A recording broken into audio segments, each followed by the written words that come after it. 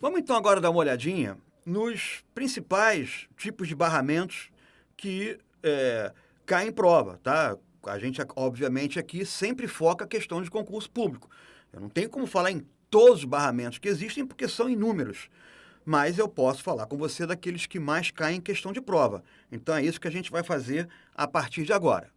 Bom, vamos começar então falando do barramento ISA.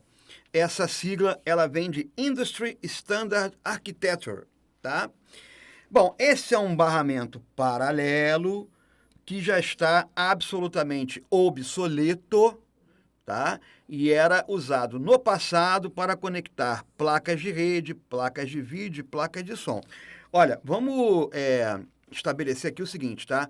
Essa ordem que a gente vai ver aqui dos barramentos é a ordem cronológica do lançamento deles. Então, o que acontece? Quanto mais recente for o barramento, melhor ele será com relação aos seus antecessores. Então, isso é uma regrinha importante para a gente guardar, tá? Eu vou citar aqui com você vários barramentos, ok? E então, a gente guarda assim, em ordem cronológica, tá? Quanto mais recente for o barramento, melhor ele será com relação aos seus antecessores. Então tá, vamos lá. O ISA, totalmente obsoleto. Qual foi o substituto do ISA? O substituto do ISA foi o PCI, Peripheral Component Interconnect. The book is on the table.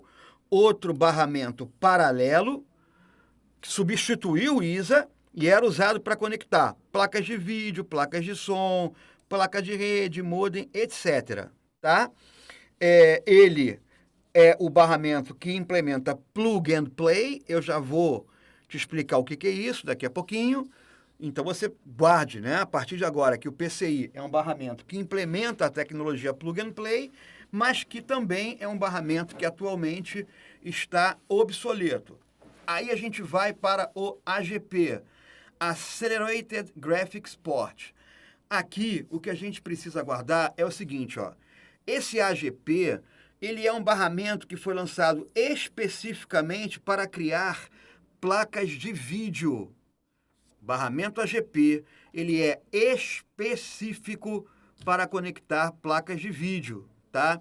Foi criado pela Intel, isso daqui é uma ilustração, mais rápido que o PCI. Então, deixa eu te dar aqui uma explicação, né, interessante sobre esse AGP.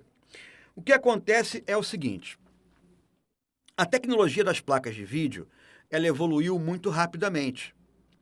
Então, as placas de vídeo ficaram muito rápidas e as placas-mãe, que tinham o barramento PCI, elas não conseguiam acompanhar a velocidade da placa de vídeo. Então, o que acontecia? Um determinado profissional, uma pessoa, precisava de uma placa de vídeo, comprava uma placa de vídeo que era extremamente rápida, mas quando ia conectar a placa de vídeo ao seu computador, acabava, né, esbarrando num problema que era um gargalo, né, proporcionado pelo barramento PCI. Né? A placa de vídeo era muito rápida, mas não era possível aproveitar toda a velocidade oferecida pela placa de vídeo, porque o barramento PCI não tinha a velocidade da placa de vídeo. A velocidade do PCI era bem menor do que a velocidade da placa de vídeo. Então, isso acabava fazendo com que a pessoa, né, não conseguisse usufruir da velocidade da placa de vídeo.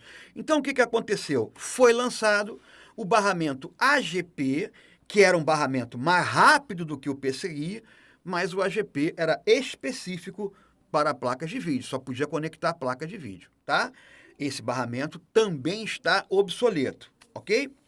Depois a gente tem o PCI Express X1, aí é um barramento serial, né? Lembrando que a gente já falou, o barramento serial, ele é melhor que o barramento paralelo, ele é mais rápido que o barramento paralelo, usado em placas de modem, em placas de rede, em placa de som e etc. Tá? Aí a gente tem o PCI Express X16, desenvolvido especificamente para a placa de vídeo. Então aqui a gente tem uma situação bem parecida com a do barramento AGP e o barramento PCI. O PCI Express X1 é uma evolução do barramento PCI. Ele é um barramento serial, mais rápido, bem mais rápido do que era o PCI paralelo. Mas, a partir da existência do PCI Express X1, as placas de vídeo passaram a ter velocidades maiores do que aquelas oferecidas pelo PCI Express X1. Então, aqui a gente tem uma situação similar à que eu acabei de te contar com relação ao barramento AGP. Foi lançado o barramento PCI Express X16, específico para a placa de vídeo, para resolver esse problema. Quando a placa de vídeo é muito rápida, o barramento PCI Express X1 pode não ter uma velocidade compatível, né, com a velocidade do barramento PCI Express X1, aí então tem o X16, que é específico para placas de vídeo. IDE, Integrated Drive Electronics, the book is on the table. Olha, IDE é a mesma coisa que ATA, é a mesma coisa que PATA e é a mesma coisa que ATAP. Guarda isto. Isto nos faz acertar questões de prova. Então, guarda o que eu acabei de te falar. Repetindo aqui, ó. IDE, ATA, PATA e ATAP é tudo a mesma coisa, tá? Isto é um barramento paralelo usado para conectar dispositivos de discos, tá? Então, durante muito tempo, a conexão de um HD, de um drive de disquete com a placa-mãe de um computador, ela foi feita através do barramento IDE, ok? Não só HD, né, e drive de disquete, como também DVD, CD, etc., tá? E isso hoje em dia também praticamente não é mais usado, porque a gente tem um barramento SATA. Mas guarde que o IDE era um barramento paralelo usado na conexão de dispositivos de disco, tá? A gente tem o barramento SATA, que é o Serial ATA, que é o barramento usado atualmente nos dispositivos de disco. Então, os HDs modernos são conectados através de qual barramento à placa-mãe? Através desse aí, através do SATA, tá? HD, DVD, CD, todos eles são conectados através de barramento SATA. Aí no slide eu coloquei essa observação que eu já fiz. Como esse é um barramento serial, os cabos são menores e isto facilita a refrigeração do gabinete. E um outro barramento aqui, olha, é o barramento SCSI, tá? Essa sigla vem de Small Computer System Interface. Olha, isso é um barramento usado praticamente apenas em dispositivos industriais, em máquinas, em robôs que operam em fábricas de automóveis, ou sei lá, de qualquer outro material, tá? Esse é um barramento que tem uma velocidade relativamente alta, mais alta do que os outros barramentos que nós vimos, então ele é destinado geralmente a equipamentos industriais, tá? Para se poder utilizar um equipamento com barramento SCSI, olha só, existem diversos dispositivos que são fabricados para serem conectados através de barramento SCSI. HD, unidade de impressora, tá? Tem impressora SCSI, tem HD SCSI e vários outros dispositivos SCSI. Se for necessário conectar um dispositivo SCSI a um computador, vai ser necessário comprar uma placa SCSI. É uma placa que tem os slots SCSI, tá? Então, né, a gente vai ter essa necessidade aí. Então, o SCSI tem essa característica, tem uma velocidade maior, tá? E é usado dessa forma. Para poder usar um dispositivo SCSI, o computador necessariamente tem que ter uma placa SCSI, tá? Ok.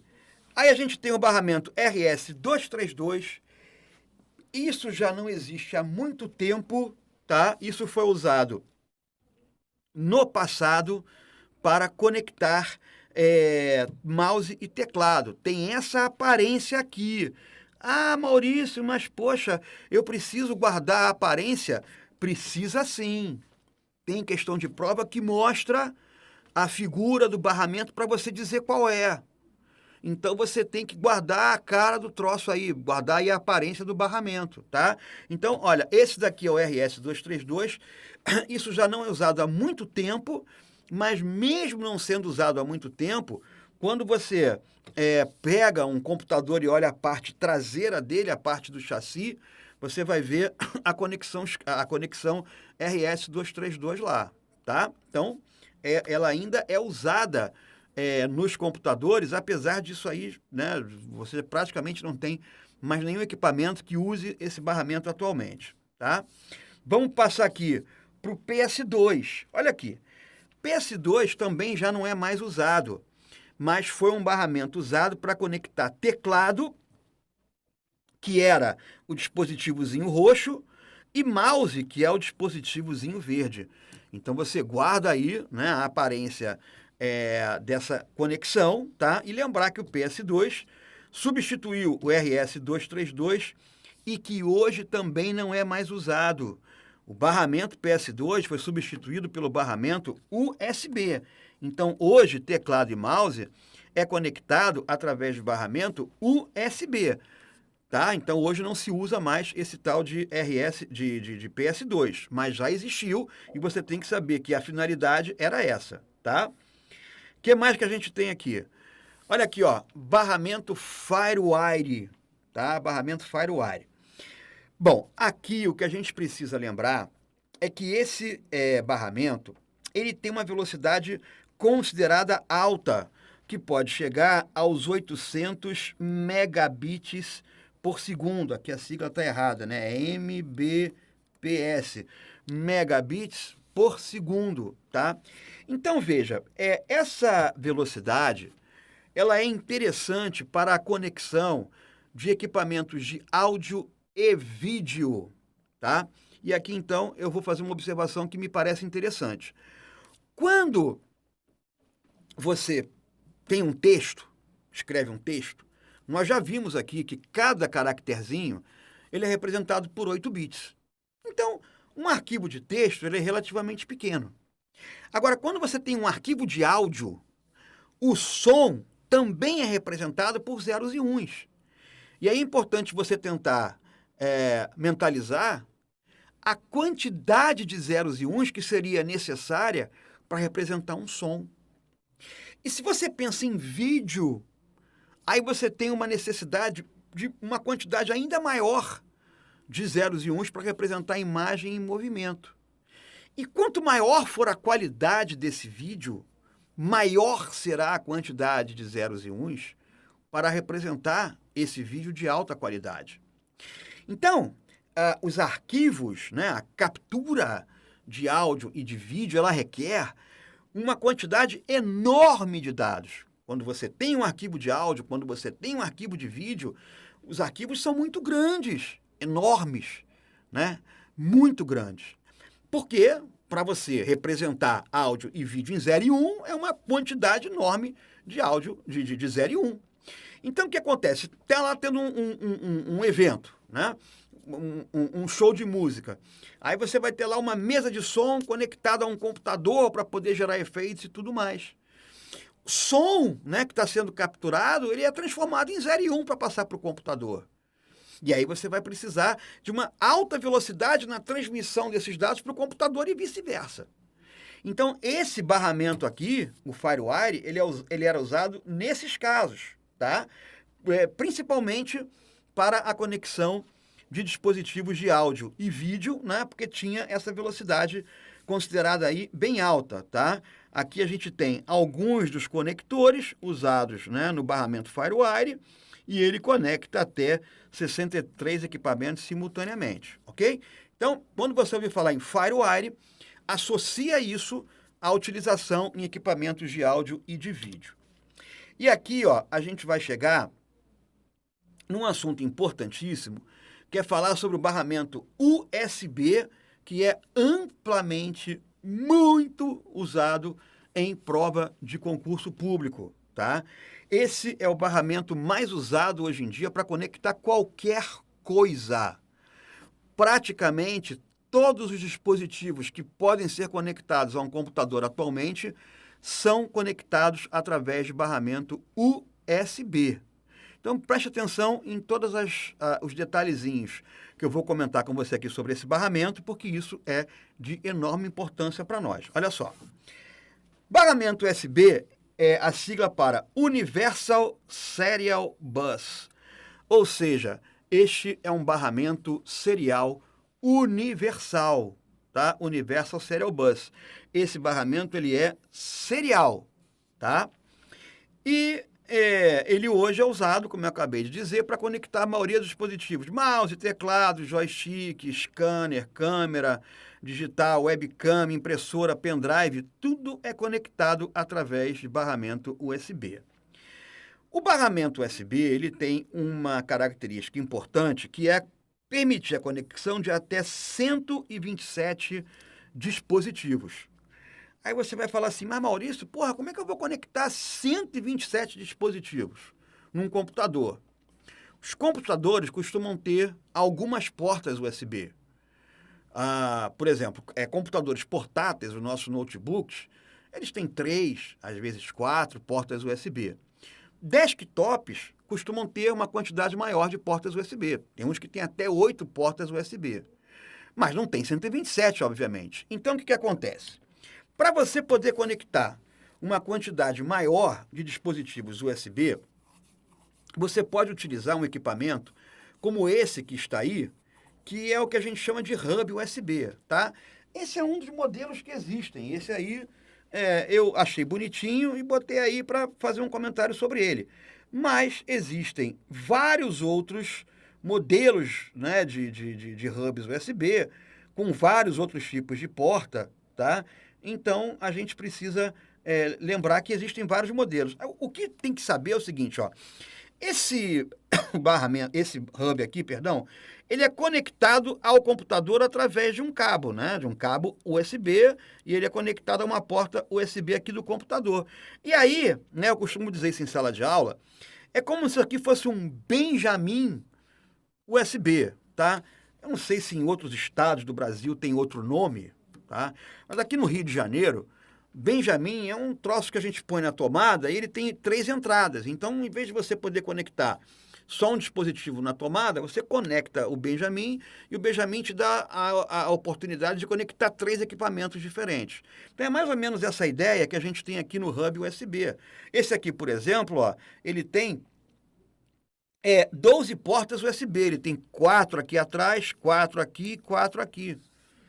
Então, de uma porta USB, eu passo a poder conectar 12 equipamentos. Então, como a gente viu aqui, até 127 eu posso usar. Outra característica importantíssima, que não está escrito aqui, então eu vou escrever à mão para ficar bem claro. Este barramento fornece energia aos dispositivos. O barramento USB, além de permitir a transferência de dados, ele fornece energia aos dispositivos. E é muito simples você entender do que eu estou falando. Olha, o mouse precisa de energia para funcionar. Claro que precisa. Você pega um mouse, né? Ele tem lá um sensor infravermelho que precisa de energia para funcionar. Mouse tem pilha? Mouse comum que eu estou falando, mouse com fio. Mouse tem pilha? Não. Você tem que ligar mouse na tomada? Óbvio que não. Da onde vem a energia para o mouse funcionar? Vem da porta USB. Teclado precisa de energia para funcionar? Precisa. Teclado tem lampadinhas que acendem quando você aperta Caps Lock, quando você aperta no lock, acende uma luzinha lá para dizer que está ativado. Mas de onde vem a energia que faz essa luzinha ficar acesa? Vem da porta USB. E por aí vai. Pendrive precisa de energia para funcionar? Precisa. Da onde vem a energia que o pendrive precisa para funcionar? Vem da porta USB. Então, dispositivos que demandam uma quantidade pequena de energia, a própria porta USB supre. Se o dispositivo precisar de mais energia do que aquela fornecida pela porta USB, aí ele tem uma fonte. Como é o caso, por exemplo, da impressora. A energia que a porta USB fornece à impressora não é suficiente para ela funcionar. Não é. Então, você conecta a impressora, né, uma fonte, à tomada, e aí a impressora funciona, scanner, por aí vai, tá? Mas saiba que o barramento USB, ele fornece energia aos dispositivos. E, então, para fechar aqui o nosso USB, vamos guardar aqui, ó, que a gente tem 3 versões do barramento USB. A primeira versão, que a gente chama de 1.1, tinha velocidade de 12 megabits por segundo. A segunda versão nos trouxe a velocidade de 480 megabits por segundo. E, finalmente, a versão 3.0, ela nos oferece 4.800 megabits por segundo. Então, olha só. Essa última versão do barramento USB, que me dá a velocidade de 4.800 megabits por segundo, ela é maior do que todos os outros barramentos que a gente viu até agora, inclusive o barramento FireWire. Só para você lembrar, o FireWire está aqui, ó, ele me dá a velocidade de 800 megabits por segundo. O USB 3.0 me dá a velocidade de 4.800 megabits por segundo. Então agora, né, eu percebo que o USB começa a se transformar verdadeiramente num barramento universal, porque a velocidade que ele já está oferecendo, né, permite substituir outros barramentos quando a velocidade do USB era insuficiente, ok? Então, vamos guardar esses detalhezinhos aí do barramento USB, que isso é bastante importante para as nossas questõezinhas de prova.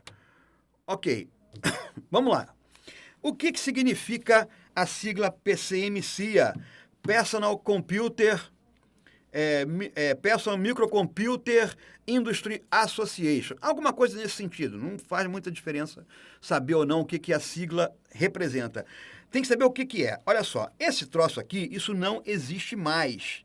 Isso era usado antigamente. Isto é uma tecnologia que está obsoleta em computadores portáteis para poder conectar dispositivos em forma de cartão. Então, lá no passado, há muito tempo atrás, você tinha uma entrada aqui no laptop, né? Onde você podia inserir um cartão. Isso daqui é um cartão PCMCIA, tá? Isso aqui é um cartão PCMCIA. Então, no passado, bota passado nisso, para que um computador portátil pudesse se conectar à internet, ele tinha que ter um modem. Mas lá no começo, eles não vinham com modem embutido. Você tinha que ter um cartão PCMCIA que atuava como modem. Aí você conectava o cartão lá no slot PCMCIA, conectava um cabo a esse cartão na tomada lá do telefone, e aí você podia conectar, né, o computador à internet usando uma conexão dial-up. Tá? Então, um cartão PCMCIA podia ser um cartão do tipo modem. Tinha cartão PCMCIA de expansão de memória e outros equipamentos. PCMCIA hoje não existe mais, é uma tecnologia absolutamente obsoleta. Tá? Muito bem, aqui a gente tem algumas definições que são realmente importantes para nós. Tá? Vamos guardar esses termos que tem aqui, porque eles são importantes para nós. Primeiro, plug and play. O que é plug and play? Plug and play, se você traduzir, né, para o nosso idioma, você vai ver que ele quer dizer connect e use, tá? Connect e use. Então, isso é o seguinte. Quando os computadores começaram a ser usados em larga escala, se você quisesse usar um determinado dispositivo, você provavelmente ia ter que conhecer muito de eletrônica para fazer aquilo funcionar. Porque você tinha que desmontar o computador, conectar, né, um dispositivo no computador e fazer configurações de hardware através de jumpers. Normalmente eram jumpers, né? Switches, para configurar a placa-mãe para aquilo funcionar. Então, não é qualquer um que fazia isso. Tá? Tinha que entender de eletrônica ou ter lá, né, a iniciativa de pegar o manual da placa, pegar o manual do equipamento e saber como configurar os jumperzinhos, né, para poder fazer aquilo funcionar. Então, o que acontecia? Uma pessoa queria comprar um dispositivo, vai na loja, eu quero comprar esse troço aqui. Aí o vendedor falava, beleza, você vai comprar isso aí, tá legal. Mas para isso funcionar, você tem que mexer nos jumpers, você tem que mexer nos jumpers, tá?